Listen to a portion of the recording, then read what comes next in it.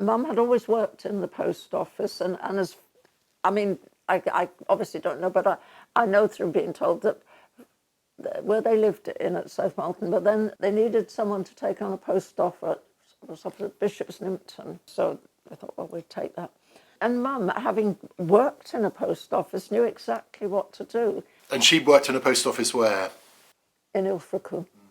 So that when people came in, perhaps from farms out, sort of more or less saying what they needed, but then she would say, well, this is what you do. And that's, but Mum was a very strong character.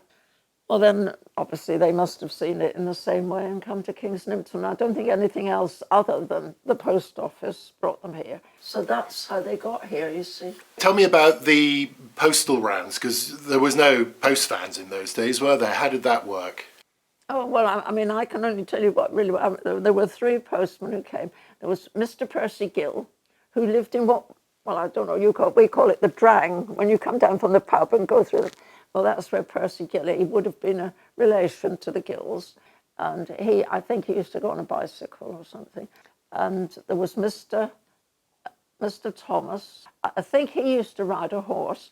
And Mr. Down, who had a little post office where Jean lives now. Jean Keylock. Yes, that's right. He had a horse, he rode that. So they went to different places around. And in those days, getting a letter would have been quite an event, wouldn't it, I guess?